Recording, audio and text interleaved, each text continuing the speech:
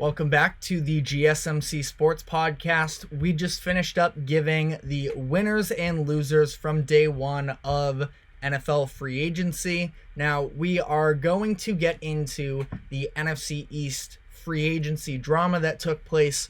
I do want to briefly touch on a couple teams that were in my gray area for winners and losers, and they are relevant to this segment. In terms of, we have a couple NFC East teams, starting off with the Philadelphia Eagles.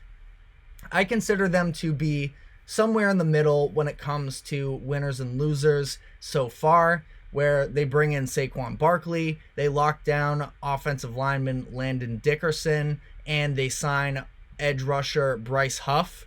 Saquon, the deal is nice, the fit seems like it's going to be good, but I also don't think that running back was one of their top needs. He's definitely an upgrade from DeAndre Swift. I feel like there's probably some sort of an element in terms of poaching off one of your division rivals, fan favorite players, that probably is pretty sweet for them as well.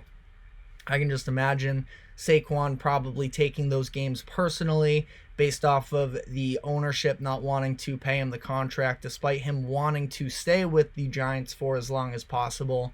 But I just think that the defense is a real concern. We saw them lose their top two tacklers from their Super Bowl run, and they're yet to really address that yet.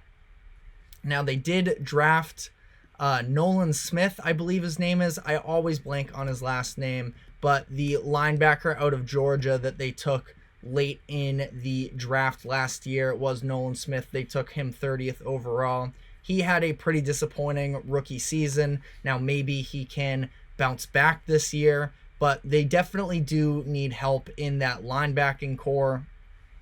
They get to bring in Bryce Huff, who, again, is a very nice player. He's been more of a rotational guy up to this point. He only played 42% of defensive snaps for the Jets last season. He started 7 games in the 2021 season, hasn't started a game in the rest of his 3 years. Now, he still gave really good production last year as a rotational piece, and I think that he can fill in, especially with the absence of Fletcher Cox, who just retired for the Eagles. But I do think that they are still a couple moves on that defensive side of the ball away. I like the addition of Vic Fangio as their new defensive coordinator. I think that that's an upgrade as well. And maybe he, who at times has been known to be a little bit blitz heavy, could make up for some of the lack of strength in the secondary. Kevin Byard just left in free agency as well, I believe, so he will not be back with the Eagles. That was one of their deadline moves as well. But all in all here with the Eagles, I think that it's definitely a nice step forward. I'm not really a believer in being able to win a Super Bowl in March as it is. And a lot of people are really hopping on the train here in terms of the Eagles being back on their way to a Super Bowl. I think they still have a couple moves to make in order to actually solidify that. They do re-sign Brandon Graham, which is nice, but like I mentioned, Fletcher Cox retires, and so does Jason Kelce. So those are some other holes. Again, Huff sort of fills in one of those, but I don't think they are done. My next team in the gray area here I have is the Packers, where they made some upgrades. They bring in Josh Jacobs in the running back room, Xavier McKinney in the secondary. And this was pretty uncommon for the Packers historically. They've never been a super active team in free agency, which was just a little bit cool and surprising to see. You move on from Aaron Jones, who they released, Darnell Savage, who was a free agent. They're both good players, so I wouldn't say this was massive upgrades at positions of extreme needs. I do think the Packers need to be better in the secondary, so McKinney should be a good addition to that. But I did like both of these signings for the Packers. Aaron Jones does end up on the Minnesota Vikings, so I have to imagine that hurts at least a little bit for Packers fans. But they, all in all, again, solid plays for both of these. They do also move off of David Bakhtiari, so he, even more so than Aaron Jones, but had been a staple of the Packers for a while. Since 2013, had multiple All-Pro selections for them, but he's been injured in 2 of the past 3 seasons where he was only able to play 1 game. It was probably best for them to move on. They are a young team and have a young core going forward. Final team here, and then we're going to be diving into the full NFC East. But on that note, it is the New York Giants. Being able to trade for Brian Burns for just a 2nd rounder and a 5th rounder is really nice value for them.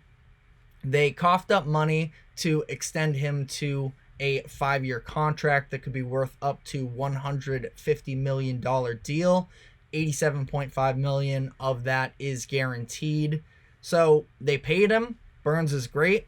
I don't know if I personally see him as a top 5 pass rusher in the league, but ultimately it's no real complaints, again, especially for the draft capital that it took for them to get him. I feel like that's a really nice deal. I think the contract is ultimately pretty fair. Giants fans were appalled at the way that the day was playing out. Before that happened, when Saquon Barkley left for Philadelphia and they replaced him with Devin Singletary. Singletary had a solid year for Houston. He did nothing for the first half of the year, did come around as the Texans sort of started making that playoff push. So Singletary is a solid option. They're paying him just over $5 million per year. Really nothing all too much, but is definitely a little harmful in terms of just, again, the fandom of how much Giants fans love Saquon Barkley. Now, I don't think it would have made sense for them to give Saquon the type of contract that the Eagles gave him. It more so leads to a conversation about how they handled last offseason with Barkley and Daniel Jones, franchise tagging Saquon, giving Jones the long-term deal. But come this year, there was really nothing they could do about that. They lose McKinney as well, which isn't ideal. And between him and Saquon, they probably could have found a way to tag and trade at least one of them.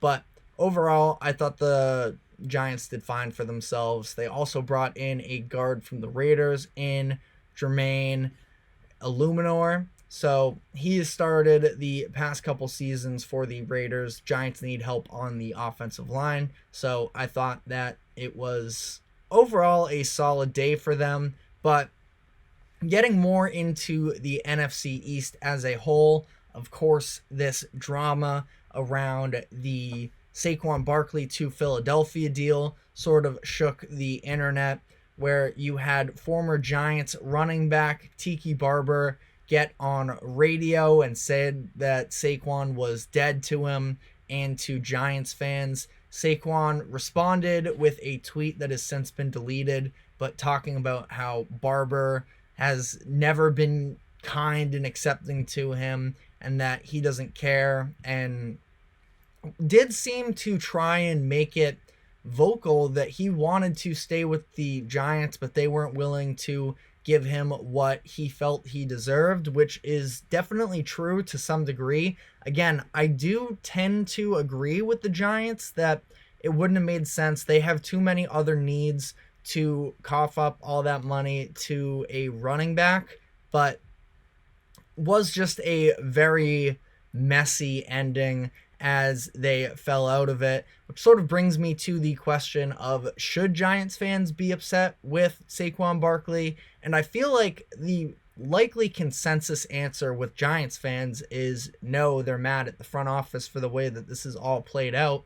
And obviously it hurts for, you can make the argument that could have signed with a handful of other teams, but for the deal that Saquon was able to get, I mean, I don't know how, especially as we're going to talk a little bit about in the final segment of the show, it's not like running backs have had all this level of leverage in contract negotiations, and he got a very solid deal, 3 years, $37.75 million from the Eagles. So, Saquon, he's dealt with a handful of injuries over the course of his career. Now he lands in a spot that, again, I think schematically should be a really nice fit for him and playing into the Eagles offense. But another interesting thing came of this in that